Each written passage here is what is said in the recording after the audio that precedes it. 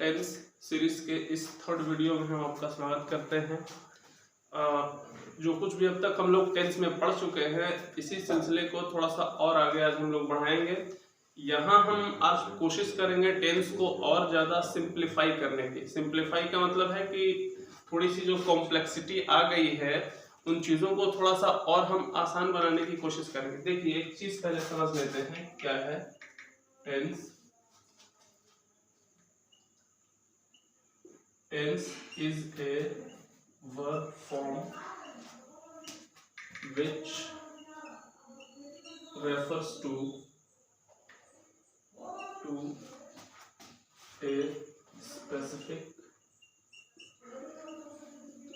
point in time। देखिए, यहाँ हम एक चीज समझा देना चाहते हैं बिल्कुल स्पष्ट रूप से आपको कि टेंस जो होती है ना, ये पहली बात कि ये तो एक वर्ब फॉर्म होती है। टेंस की जो आइडेंटिफिकेशन है वो ये है कि ये एक वर्ब फॉर्म होगी, और दूसरा जो इसका काम है कि ये specific point of time, specific point in time जो है ये डिनोट करता है। तो अब एक चीज समझिएगा, टाइम है क्या? टाइम एक बहुत बड़ा कॉन्सेप्ट है। टाइम जो है, जो चल रहा है, जो बीत चुका है, जो आने वाला है, टाइम कुल मिला के एक बहुत बड़ा कॉन्सेप्ट है। लेकिन बोल रहा है कि टेंस वो चीज होती है जो टाइम के किसी पॉइंट को जो है रेफर करेगी। तो टाइम का पॉइंट क्या हो सकता है? एक पॉइंट ये हो सकता है जो अभी चल रहा है, प्रेजेंट। दूसरा टाइम वो हो सकता है जो कि गुजर चुका है, पास्ट। टाइम का ही तीसरा कॉन्सेप्ट ये हो सकता है जो अभी आने वाला है, फ्यूचर। जनरली जो हम लोग टेंस और टाइम में डिफरेंस नहीं कर पाते वो इसी वजह से है, क्योंकि टाइम को हम टेंस समझते हैं और टेंस को टाइम समझने लगते हैं। ठीक है, तो ये बहुत बड़ा रेंज होता है टाइम का, और टाइम के पॉइंट प्रेजेंट, पास्ट और फ्यूचर होते हैं जिनके साथ हम किसी एक्शन को रिलेट करके चीजों को समझते हैं। अब एक चीज समझिएगा, अक्सर ये आदत है स्टूडेंट्स की कि वो V1, V2, V3, V4, V5 रट्टा मार मार के जो है एकदम परेशान हो गए हैं बेचारे। पूरी जिंदगी टेंस पढ़ते हैं लेकिन बावजूद समझ में आता कुछ नहीं है। देखिए, एक चीज हम बता देते हैं, ये टेंस जो होती है ना वो वर्ब फॉर्म्स होती है। वर्ब फॉर्म्स का मतलब आप क्या समझ रहे हैं जरा देखिएगा। मान लो एक वर्ब हमने रखा स्पीक। जनरली अगर मैं स्टूडेंट से पूछूंगा कि बताओ स्पीक वर्ब की कौन फॉर्म है, और इसी के साथ अगर मैं स्पीक्स कर दूं तो स्टूडेंट्स जो है बेचारा ये समझ रहा है कि ये हो जाएगी V1 और ये हो जाएगा V5, जबकि ऐसा कुछ नहीं है। V5 जो है वर्ब कभी एग्जिस्ट करता ही नहीं है। याद रखिए, वर्ब के सिर्फ 4 फॉर्म होते हैं, और जिसको आप V5 समझ रहे हो दरअसल इसी बेस फॉर्म का, इसी मेन वर्ब का ये एक रूप है। ठीक है, दोनों को यूनिवर्सली जो है समझा जाता है V1 के रूप में ही। ठीक है, V1 के रूप में इसको हम समझते हैं। फर्क ये है कि इसका इस्तेमाल हम लोग प्लूरल सब्जेक्ट के साथ कर लेते हैं और इसका इस्तेमाल हम लोग सिंगुलर सब्जेक्ट के साथ करते हैं। याद रखिएगा, आज के बाद कभी भी V5 का जो है कॉन्सेप्ट इंग्लिश ग्रामर में है नहीं। ये जो S आप लगा के इसका सिंगुलर बना देते हैं ना, बात यही है कि सिंगुलर सब्जेक्ट के साथ हम इसका प्रयोग करना चाहें। देखिए, कोई भी वर्ब हो, गो, ईट, ड्रिंक, ये सब कोई भी वर्ब हो, जब ये अपने वास्तविक रूप में होते हैं तो इन वर्ब्स को कहा जाता है क्या? Base form. ठीक है, इन वर्ब्स को कहा जाता है बेस फॉर्म। साथ ही साथ इनको वर्ब की पहली फॉर्म भी कंसिडर की जाती है। अब ये अगर वर्ब के पहले फॉर्म है तो आप देखेंगे ध्यान से कि इन सब का इस्तेमाल हम लोग करते हैं क्या?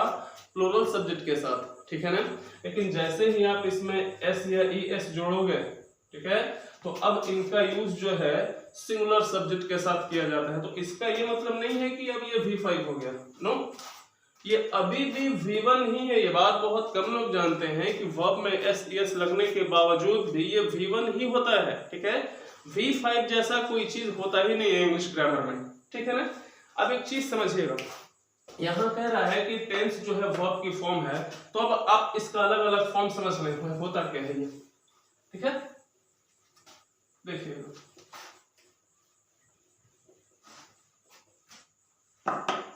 मान लो ये वर्ब हम लिख रहे हैं स्पीक, है? इसी के लिए हम एक और वर्ड लिख लेते हैं, क्या? स्पीक्स। ये दोनों संयुक्त रूप से वर्ब 1 मानी जाएगी, ठीक है, जिसमें से ये जो स्पीक है इसको हम लोग कहेंगे क्या? Base form. वर्ब जब अपने ओरिजिनल फॉर्म में होता है उसको कहा जाता है बेस फॉर्म। इसी को जब सिंगुलर के साथ इस्तेमाल करते हैं तब ये हो जाता है सिंगुलर वर्ब के साथ इस्तेमाल किया जाने वाला वर्ब। दोनों को जो है आप V1 ही मानोगे, ठीक है, इसको V5 कभी मत मानना, ये गलत है, ठीक है ना। अब जरा देखो,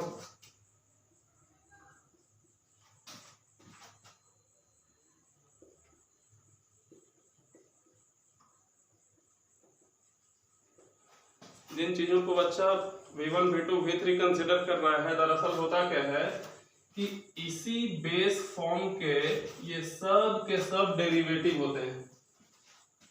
डेरिवेटिव का मतलब है कि एक मेन वर्ड है, इसी से बने हुए तमाम शब्द, ठीक है ना।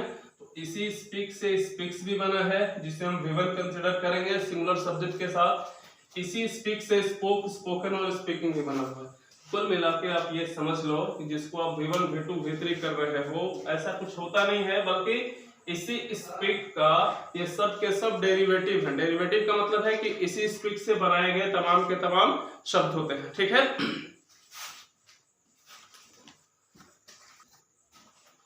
देखिए, अगर इस चीज को समझना है वर्ब के फॉर्म के रूप में तो एक चीज और आपको जाननी पड़ेगी। बी की फॉर्म, हैव की फॉर्म और डू की फॉर्म, ये तीनों मिलाकर होते हैं क्या? प्राइमरी ऑक्सिलरी, ठीक है। ये प्राइमरी ऑक्सिलरी होते हैं बी, हैव, डू।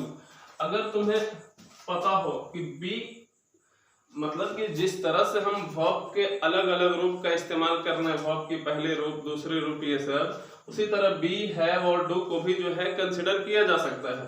अब एक चीज समझिएगा जरा सा, बी हो गई क्या? आपकी बेस फॉर्म, ठीक है। अब इसके लिए हम क्या रखें? इज, एम, आर और एक वर्ब बी भी तो होती है। अब जरा देखो, इन सबको यहां से लेकर यहां तक हम लोग कंसिडर करेंगे वर्ब की पहली फॉर्म, ठीक है। वर्ब की पहली फॉर्म हम इसको क्यों कह रहे हैं?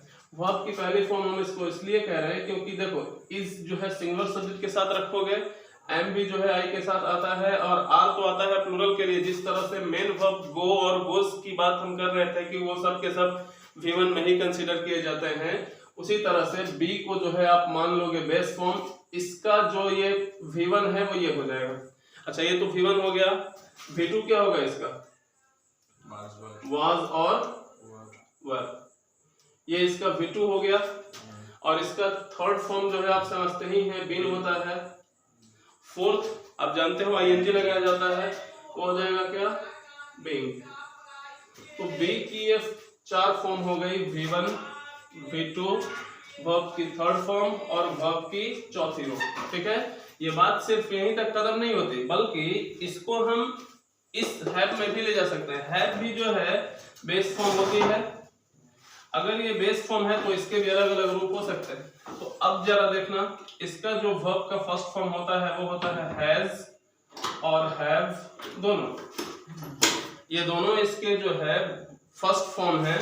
इसका जो सेकंड फॉर्म है वो होगा हैड, इसका जो थर्ड फॉर्म है वो भी होगा हैड। अब जिस तरह से इसके साथ बी के साथ ING जोड़कर V4 बनाए हुए हो, उसी तरह से हैव के साथ भी ING जोड़कर क्या बना सकते हो? हैविंग। बात समझ गए?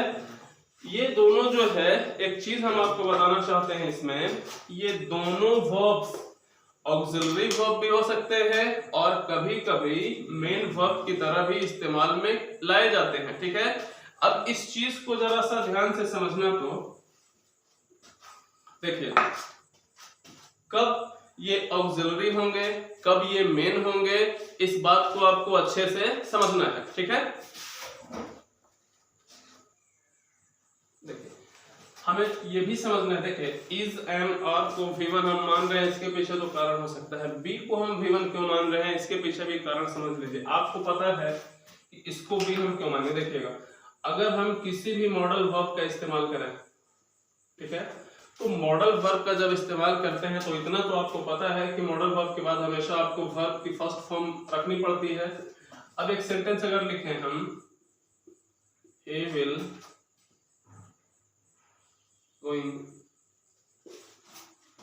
going अगर रखेंगे तो एक चीज समझाओ हमें जरा सा कि ही के साथ मॉडल वर्ब का रखा जा रहा है तो सही है, क्या मॉडल वर्ब के बाद आप आईएनजी दे पाओगे, कभी नहीं दे पाओगे। तो इस मॉडल वर्ब के साथ इस आईएनजी को रिलेट करने के लिए हमें क्या रखना पड़ेगा, बी। अब विल के साथ ये जो भी आया हुआ ना, ये जो है वर्ब की फर्स्ट फॉर्म होती है, ये बी को फर्स्ट फॉर्म के रूप में हम यहाँ पे कंसिडर कर सकते हैं, क्योंकि कभी भी बी को आप सेकंड थर्ड फॉर्म नहीं मानोगे, ये हमेशा जो है वर्ब का फर्स्ट फॉर्म ही आएगा। इसको अगर प्रूव करना है तो आप देख लेना, मॉडल वर्ब के साथ हमेशा जो है बी का यूज किया जाता है, ठीक है। अब एक चीज हम आपको समझाना चाहते हैं कि ये जो टेंसेस होते हैं इनका काम क्या है। ये जो टेंस हमने लिख रखा है यहाँ पे, इसका काम क्या है जरा देखिएगा। इस टेंस के बहुत सारे काम हो सकते हैं। पहला तो ये पैसिव बनाने के लिए इस्तेमाल होता है। दूसरा ये इसका इस्तेमाल हम मूड एक चीज होता है, मूड बनाने के लिए भी कर सकते हैं, और एक टेंस तो इसका फंक्शन है। अब एक चीज समझना, टेंस जब हम बनाते हैं किसी वर्ब, देखिए यहाँ पे हमने लिखा ना tense is a verb form, तो वर्ब तो ये सब के सब है, ईट, ड्रिंक, स्लीप, ये सब के सब वर्ब ही तो हैं। अब इनके जो अलग अलग फॉर्म हम बनाएंगे, इनके अलग अलग फॉर्म बनाने से हमें और कौन कौन सी चीज सीखने को मिल सकते हैं जरा देखिएगा। इस वर्ब को अलग अलग रूप में बदलकर, ईट्स, ईटिंग, क्या करते हैं हम लोग, इसका टेंस निर्धारण कर देते हैं ना। तो इसी वर्ब के अलग अलग रूप को बदलने से हम टेंस भी बना सकते हैं। और आपको पता हो तो वर्ब का ही एक दूसरा रूप जो है वो पैसिव बनाने के लिए भी आता है। पैसिव जो वर्ब आप बनाते हो वो भी तो टेंस का ही एक रूप होता है ना। इस वर्ब को ही जो है आप अलग अलग तरीके से चेंज करके आप वॉइस भी बनाते हो। एक अलग चीज है मूड, ठीक है, ये भी एक वर्ब की फॉर्म होती है। वर्ब की फॉर्म टेंस भी है, वर्ब की फॉर्म पैसिव वॉइस भी होता है, और वर्ब का ही फॉर्म मूड भी होता है। मूड क्या है इसको हम आगे आने वाले जो है अपकमिंग वीडियोस में जरूर डिस्कस करेंगे, ठीक है। ये जो टेंस होता है इसकी मदद से हम लोग टाइम पॉइंट्स को डिस्कस करते हैं, ठीक है। ये जो पैसिव होता है इसकी मदद से हम ये बताते हैं कि who is the doer, who is the doer of the action, ये पैसिव वॉइस की मदद से बताया जाता है, ठीक है ना। अच्छा, मूड जो है वो हमारी इंटेंशन को एक्सप्रेस करता है, ठीक है। इंटेंशन बताने के लिए मूड का इस्तेमाल होता है, और एक्शन का डूअर कौन है, डूअर कौन नहीं है, ये बताने के लिए पैसिव वॉइस है। और टेंस तो जो है आपका टाइम पॉइंट्स रेफर करते ही है, ठीक है। इतनी सी बात अगर पता चल गई है आपको तो एक चीज समझना। अब जो सबसे बड़ी प्रॉब्लम हो जाती है यहाँ पे वो ये है कि टेंस को हम समझें कैसे, ठीक है। देखिए सबसे पहले जब टेंस के क्वेश्चंस को टैकल करने के लिए सबसे पहले जरूरी है कि आप पहचान पाओ कि कौन सा सेंटेंस कौन सा टेंस का है, ठीक है। कुछ सेंटेंसेस में लिख रहा हूं, जरा ध्यान से समझिएगा। मान लो एक सेंटेंस हम लिखते हैं,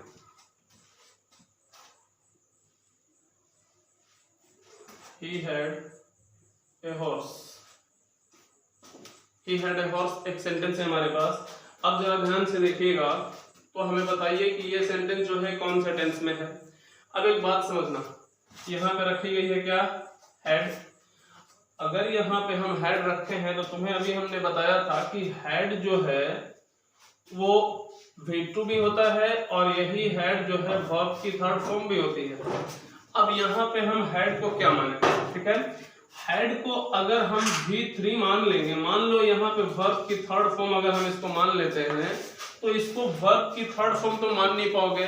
इसलिए नहीं मान पाओगे क्योंकि जब अगर ये वर्ब का थर्ड फॉर्म है तो आप जानते हैं कि इसके साथ हमें और हैज, हैव और हैड का इस्तेमाल करना होगा, क्योंकि इनके साथ ही आप वर्ब का थर्ड फॉर्म इस्तेमाल कर सकते हैं। चलिए, तो जब हैज, हैव, हैड यहाँ है ही नहीं तो वर्ब का थर्ड फॉर्म मानने का जो इसका है वो तो कैंसिल हो गया, आप इसको वर्ब का थर्ड फॉर्म नहीं मान पाओगे। चलो, होगा क्या फिर?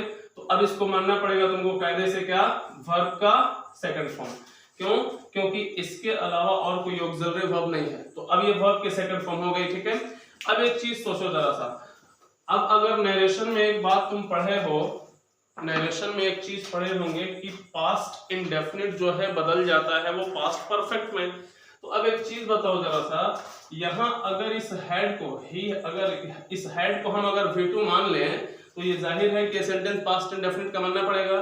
तो जब इसी को तुम इनडायरेक्ट नरेशन में बदलोगे तो इसको पास्ट परफेक्ट में बदलना होगा ना, तो जब पास्ट परफेक्ट में बदलोगे तो क्या हो जाएगा? ही। अब हेड तो आपको रखना पड़ता है पास्ट परफेक्ट के लिए, तो अब रखना पड़ेगा हेड, हैड ए हॉर्स। बात समझ में आ रही है? देखिए, एक हेड लगा तो वर्ब का सेकंड फॉर्म। अब इस हेड को इस हेड से रिलेट कर, तो होगा क्या कि ये जो हेड है ये आपकी हो जाएगी ऑक्सिलरी वर्ब, और ये जो हेड है ये आपकी हो जाएगी वर्ब के थर्ड फॉर्म। बात समझ रहे हैं? ये पास्ट इंडेफिनिट, ये पास्ट परफेक्ट। ठीक है, अच्छा, अगर इस बात को हम यहां समझें, अगर इस बात को हम यहां समझें तो एक चीज और समझना, यहां पे ये मेन वर्ब है, यहां पे ये मेन वर्ब है, ठीक है ना, लेकिन इसके साथ जो ये जुड़ा हुआ है हेड, इसको ऑक्सिलरी वर्ब मानेंगे। अब एक चीज सोचो जरा सा, मान लो इसी सेंटेंस का हमें पैसिव बनाना पड़े, हेड की मदद से पैसिव तो बनाया जा सकता है ना। मान लो एक सेंटेंस हम लिख रहे हैं, he had bought a horse, उसने घोड़ा खरीदा था।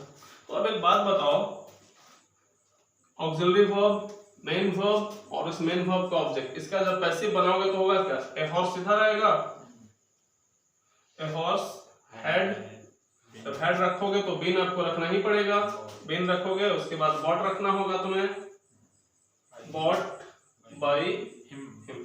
तो इन चीजों को समझा के हम आपको समझाना यही चाहते हैं कि इस वर्ब को पहचानना जरूरी है कि हेड को हम किस रूप में ले रहे हैं। देखो, यहाँ पे हेड पास्ट इंडेफिनिट, यहाँ पे हेड जो है पास्ट परफेक्ट, यहाँ पे जो हेड है वो पैसिव वॉइस में आया हुआ है। ये बातें समझना जो है आपके लिए आसान है। अगर एक और सेंटेंस हम लिखें, मान लो एक सेंटेंस हम लिख रहे हैं यहाँ पे,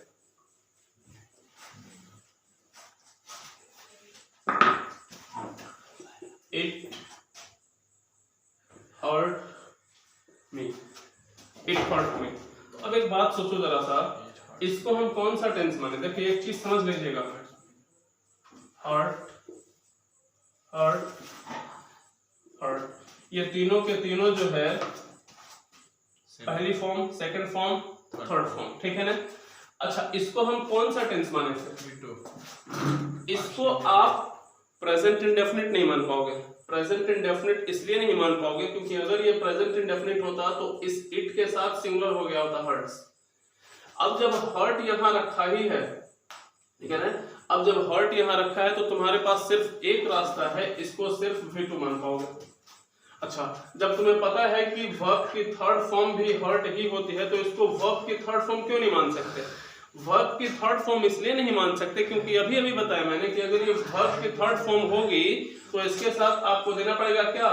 हैज, हैव या हैड। इन तीनों में से किसी एक का इस्तेमाल तो करना ही पड़ेगा इसके पहले, ठीक है। तो अब देखो, इसको पास्ट इंडेफिनिट मानेंगे, अगर इसके पहले हमने हैज रख दिया तो इट हैज हर्ट मी। अब क्या होगा, क्योंकि इसके पहले आपने हैज रखा ऑक्सिलरी वर्ब के रूप में, तो जाहिर है हैज, हैव, हैड आने वाले वर्ब को थर्ड फॉर्म में बदल ही देता है। अब यहाँ पे वर्ब का थर्ड फॉर्म कंसीडर किया जाएगा इसको। ये चीजें समझना आसान है, लेकिन अगर इसी को थोड़ा सा और आगे ले जाया जाए तो अब एक चीज और एम्बिग्विटी आ जाती है इसमें। जरा देखो, अगर हम कह रहे हैं यू हर्ट मी, इसको हम कौन सा टेंस माने? यू हर्ट मी, इसको हम कौन सा टेंस माने? अब एक चीज समझना है, मान लो इसको अगर हम प्रेजेंट मान लेंगे प्रेजेंट मान लेंगे, चलो एक रास्ता तो हो सकता है कि इसको प्रेजेंट इंडेफिनिट मान लिया जाए, ठीक है। क्या पास्ट इंडेफिनिट नहीं मान सकते? मान सकते हो। प्रेजेंट इंडेफिनिट भी मान सकते हो, पास्ट इंडेफिनिट भी मान सकते हो। अच्छा, प्रेजेंट परफेक्ट क्यों नहीं मान सकते? क्योंकि हैज हैव नहीं है। अगर देखो यहाँ पे हर्ट तो V2 भी हो सकता है, V1 भी हो सकता है, लेकिन V1 हो या V2 हो, होगा तो इंडेफिनिट टेंस में ही है। लेकिन अब इसी के पहले अगर हम हैव रख दें तो अब जाहिर है हैव आया तो इसको थर्ड फॉर्म में बदल ही देगा। अब इसको आप मानेंगे क्या? Perfect tense. बात समझ में आ गई ना इतनी सी? अब देखिएगा,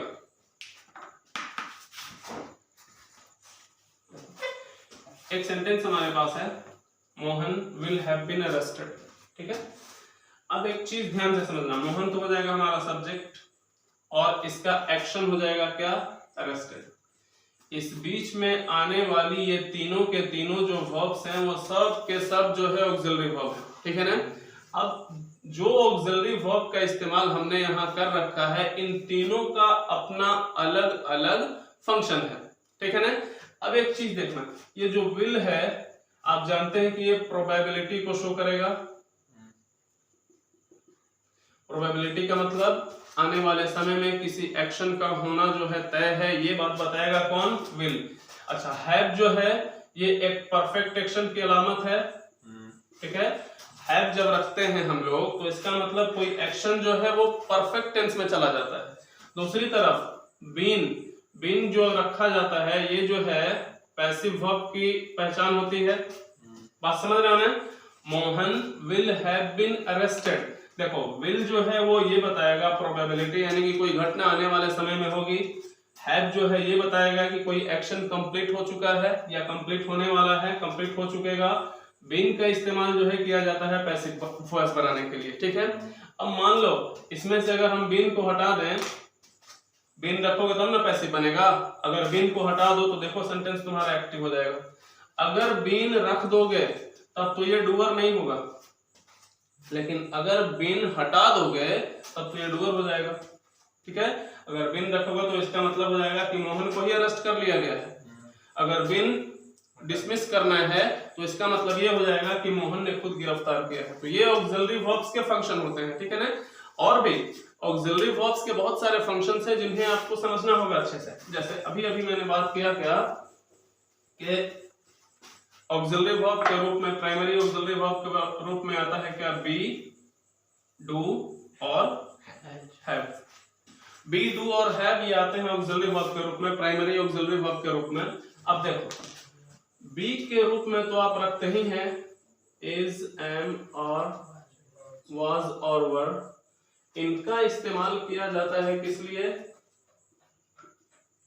कॉन्टिन्यूअस टेंस बनाने के लिए। यहां से समझना एकदम अच्छे से। डू का इस्तेमाल होता है, इसका अलग अलग फॉर्म है, डू, डज और डिड। इनका इस्तेमाल हम लोग करते हैं इंडेफिनिट टेंस बनाने के लिए, ठीक है ना। और हैव की फैमिली में होते हैं हैज, हैव और हैड। इसका इस्तेमाल हम लोग करते हैं परफेक्ट टेंस बनाने के लिए। बात इतनी समझ में आ रही है? अच्छा, एक टेंस मिस हो रहा है। एक टेंस मिस हो रहा है क्या? Perfect continuous. Perfect continuous miss क्या हो रहा है? इसमें तो दोनों लिखा हुआ है, देखो परफेक्ट यहां हो जाएगा और कॉन्टिन्यूअस यहां पे। तो करेंगे क्या आप? परफेक्ट कॉन्टिन्यूअस बनाने के लिए आप इसमें से हैव उठाते हैं ना, और इसमें से क्या उठाएंगे? फिर देखो बी है तो बी की थर्ड फॉर्म रखोगे ना, ठीक है। हैव बीन का इस्तेमाल जब करोगे तो आपका परफेक्ट कॉन्टिन्यूअस भी तो बन ही जाएगा, ठीक है ना। कुल मिलाकर आपको यूं समझ लेना है कि हम इन प्राइमरी ऑक्सिलरी वर्ब्स की मदद से अलग अलग टेंसेस बना सकते हैं। बी का यूज कॉन्टिन्यूअस टेंस बनाने के लिए, डू का यूज इंडेफिनिट टेंस बनाने के लिए और हैव का यूज परफेक्ट टेंस बनाने के लिए। इतनी सी चीजें जो है आपको जरूर समझनी पड़ेगी, ठीक है। ये जो ऑक्सिलरी वर्ब्स होते हैं, इनका अलग अलग फंक्शन है अलग अलग टेंसेस में, जरा आप ध्यान से समझ लेंगे। देखो प्रेजेंट की हमें इंडेफिनिट बनानी है पहले, तो आप जानते हैं कि प्रेजेंट का इंडेफिनिट बनाना है, तो देखो इंडेफिनिट टेंस बनाने के लिए हमने अभी अभी कहा कि डू की फॉर्म लगती है, डू डज डिड, ठीक है। तो प्रेजेंट का नहीं इंडेफिनिट बनाना है हमें, तो प्रेजेंट का इंडेफिनिट बनाओगे तो क्या रखना पड़ेगा, डू या डज रखना पड़ेगा। अच्छा, डू डज रखना सिर्फ इलाज नहीं है, डू डज जब रखोगे तो इसके साथ आपको क्या रखनी पड़ती है, बेस फॉर्म। बेस फॉर्म का मतलब वर्ब की पहली रूप जो वास्तविक उसका फॉर्म होता है वो, बात समझ रहे हो ना। अच्छा, अब प्रेजेंट में ही अगर हम कॉन्टिन्यूअस के लिए जाएं तो कॉन्टिन्यूअस टेंस बनाने के लिए ऑक्सिलरी वर्ब मैंने बताया ना कि बी का इस्तेमाल किया जाता है, तो जब बी रखोगे तो इसका मतलब यहाँ रखना पड़ेगा इज, एम और, ठीक है। देखिए प्रेजेंट है, प्रेजेंट का कॉन्टिन्यूअस बना रहे हैं ना, तो इज एम आर रखना पड़ेगा, इसके साथ आपको V1 प्लस ING रखना पड़ेगा, ठीक है। अब परफेक्ट बनाना है, किसका, प्रेजेंट का परफेक्ट बनाना है, तो प्रेजेंट का जब परफेक्ट बनाओगे तो आपको रखना पड़ेगा क्या, हैज और हैव। जब हैज हैव रख लोगे तो इसके साथ आप जानते हैं कि वर्ब की थर्ड फॉर्म आती है। मुझे लगता है कि ये सारी चीजें जो है आपको समझ में आ रही है, ठीक है ना। अच्छा, अब बात आएगी किसकी, परफेक्ट कॉन्टिन्यूअस की, तो परफेक्ट और कॉन्टिन्यूअस दोनों है, ठीक है ना। अब एक चीज समझना, प्रेजेंट का ना परफेक्ट कॉन्टिन्यूअस तुम्हें बनाना है, तो प्रेजेंट का जब परफेक्ट कॉन्टिन्यूअस बनाओगे तो सबसे पहले तो परफेक्ट चाहिए, तो परफेक्ट चाहिए, तो परफेक्ट के लिए क्या हैज हैव रखते हो ना, बताया ना अभी इस लिस्ट में कि परफेक्ट टेंस अगर बनाना होगा तो उसके लिए आपको हैज हैव का इस्तेमाल करना पड़ेगा। तो देखो सबसे पहले हम रख लेंगे क्या, हैज और हैव, ठीक है ना। अच्छा, तुम्हें पता होना चाहिए कि सिर्फ परफेक्ट नहीं है, परफेक्ट कॉन्टिन्यूअस भी है, तो परफेक्ट कॉन्टिन्यूअस है तो परफेक्ट का फॉर्म तो हमने हैज हैव रख लिया, कॉन्टिन्यूअस का भी तो रखना है। कॉन्टिन्यूअस के लिए क्या आता है, बी। कॉन्टिन्यूअस बी की फॉर्म होती है, उसी से ना आप कॉन्टिन्यूअस बनाते हो। तो अब एक चीज सोचो जरा सा, तो हैज हैव के बाद तुम बी का कौन सा रूप रख पाओगे, थर्ड फॉर्म ही रख पाओगे, तो हैज हैव के साथ बीन दे देना। अच्छा, इतना कॉन्टिन्यूअस की बात अगर समझ रहे हो, देखो कॉन्टिन्यूअस यहाँ भी है तो V1 में ING जोड़े थे ना, तो कॉन्टिन्यूअस यहाँ भी है तो यहाँ भी क्या करना पड़ेगा, V1 में ING आपको जोड़ना पड़ेगा। ये हो गई प्रेजेंट की फॉर्म, ठीक है। अच्छा, यहाँ पास्ट का इंडेफिनिट बनाना है, तो इंडेफिनिट बनाने के लिए क्या, डू डज रखते हो, डिड, तो प्रेजेंट इंडेफिनिट के लिए डू डज रखोगे, पास्ट इंडेफिनिट के लिए क्या रखोगे, डिड, तो अब यहाँ पे रखना पड़ेगा आपको डिड। अच्छा, अभी अभी बताया आपको कि जब डू डज डिड रखा जाता है तो इसके साथ आपको रखनी पड़ती है बेस फॉर्म, ठीक है ना, फर्स्ट फॉर्म जो होती है, तो यहाँ पे आपको रखना पड़ेगा बेस फॉर्म, ठीक है, बेस फॉर्म ये रख लो। अच्छा, अब जब पास्ट का कंटीन्यूअस बनाओगे तो यहाँ पे जो इज एम आर दिख रहा है वो तुम्हारा क्या हो जाएगा, वाज और वर हो जाएगा। वाज वर रखने से तो कंटीन्यूअस बनता नहीं है, ING भी देना पड़ता है, इसके लिए क्या करोगे, V1 प्लस ING देना पड़ेगा, ठीक है। अच्छा, अब एक काम करना, परफेक्ट टेंस बनाना होगा पास्ट का, तो क्या करोगे, हेड रखना पड़ेगा, सिर्फ हेड रखने से तो काम होगा नहीं, आपको रखना पड़ेगा क्या, V3, ठीक है। अब परफेक्ट कंटीन्यूअस बनाना है किसका, पास्ट का, तो पास्ट का जब परफेक्ट कंटीन्यूअस बनाओगे तो पास्ट में न जाना है तो हेड रखना पड़ेगा ना पहले। चलो, हेड जब रख लोगे तो ये तो परफेक्ट होगा सिर्फ, तो परफेक्ट कंटीन्यूअस ना बनाना है तुमको, तो जब परफेक्ट कंटीन्यूअस बनाओगे तो हेड तो परफेक्ट के लिए है, इसका कंटीन्यूअस तो है नहीं, तो हेड के बाद बी दोगे तब तो कंटीन्यूअस बनेगा। हेड के बाद बी का कौन सा रूप दे सकते हो, थर्ड फॉर्म, तो बी का क्या हो जाएगा, had plus been, had been हो जाएगा।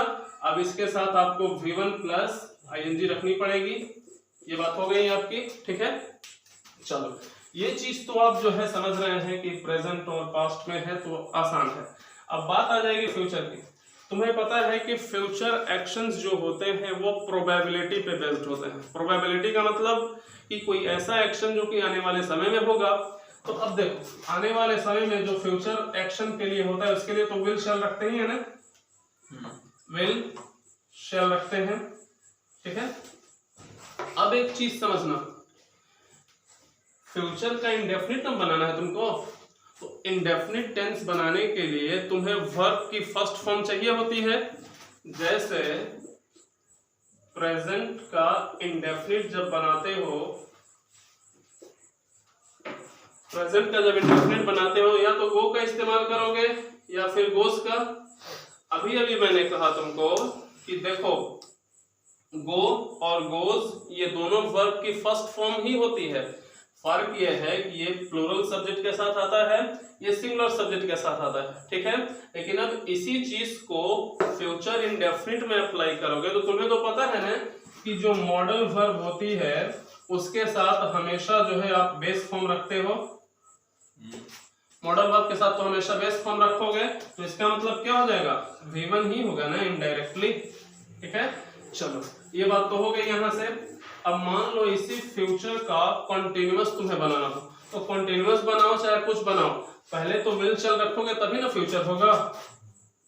विल शैल रख लिए, विल शैल रख लिए, ये तो सिर्फ फ्यूचर हुआ, ठीक है। तो फ्यूचर का कॉन्टिन्यूअस बनाना है तुम्हें, तो कॉन्टिन्यूअस बनाना है तो विल शैल के बाद पहले तो बी रखोगे तभी आईएनजी जुड़ा जाएगा। तो विल शैल के बाद बी रखा गया, अब इसके साथ आईएनजी जोड़ोगे तब ना V1 प्लस आईएनजी। अब ये फ्यूचर का कॉन्टिन्यूअस बन जाएगा। अच्छा, अब इस फ्यूचर का परफेक्ट बनाना है हमें, तो जब फ्यूचर का परफेक्ट बनाना है तो सबसे पहले तो आप विल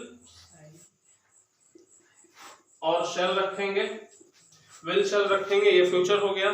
अब इसका परफेक्ट बनाना है, तुम्हें पता है ना, अभी बताया ना मैंने कि परफेक्ट टेंस बनाने के लिए हैज हैव हैड का इस्तेमाल किया जाता है।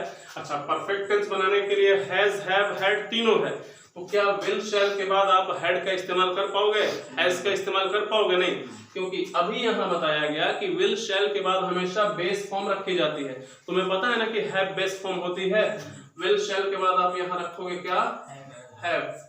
जब हैव रखोगे तो ये तो आपको पता है कि विल शैल के बाद हैव आ गया। परफेक्ट टेंस बनाना है ना, तो परफेक्ट टेंस बनाने के लिए तो V3 का इस्तेमाल किया ही जाता है। यहाँ पे नीचे में रख लेना वर्ब की थर्ड फॉर्म, ठीक है। ये बात हो गई फ्यूचर परफेक्ट तक। आगे क्या है, future perfect continuous. Future perfect continuous बनाने के लिए सबसे पहले क्या करोगे, फ्यूचर तो बनाओगे पहले, विल और शैल रख के इसका फ्यूचर बना लिए। अब फ्यूचर बनाने के बाद इसका परफेक्ट बनाना होगा, तो आप जानते हो परफेक्ट बनाने के लिए हैव, कॉन्टिन्यूअस भी बनाना है तो बीन भी रखना पड़ेगा। बी की फॉर्म जब तक नहीं रखोगे कॉन्टिन्यूअस नहीं बन पाएगा। तो विल शैल हैव बीन ये हो गया आपका कॉन्टिन्यूअस बनाने के लिए। जब कॉन्टिन्यूअस बनाना ही है तो तुम्हें पता है कि वर्ब के फर्स्ट फॉर्म में आपको आईएनजी जोड़ना होता है, तब जाके इसका कॉन्टिन्यूअस बनता है। तो कुल मिला के ये जो हमने यहाँ पे इतनी कहानी गढ़ी है, ये सिर्फ इसलिए कि आपको चीजें समझ में आ जाए कि हम किस फॉर्म का इस्तेमाल कहाँ करते हैं, एक चीज।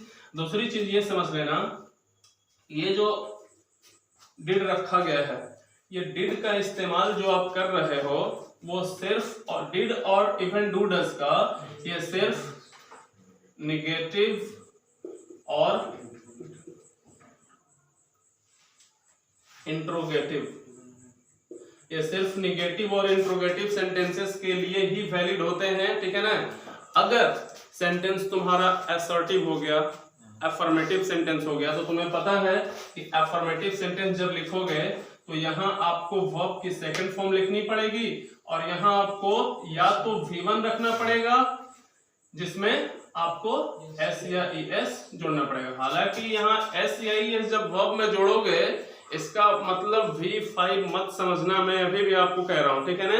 तो आज की क्लास में हमने ये सीखा कि वर्ब की अलग अलग फॉर्म क्या है, इस ऑक्सिलरी वर्ब के अलग अलग फंक्शंस क्या है। मुझे उम्मीद है कि ये वीडियोस जो है आपको बहुत ज़्यादा फायदा पहुंचाएगी और मुझे ये भी यकीन है कि धीरे धीरे ही सही आप में एक अंडरस्टैंडिंग जरूर डेवलप हो जाएगी, ताकि आप इंग्लिश लैंग्वेज को एक अलग नज़रिए से देखें, ठीक है।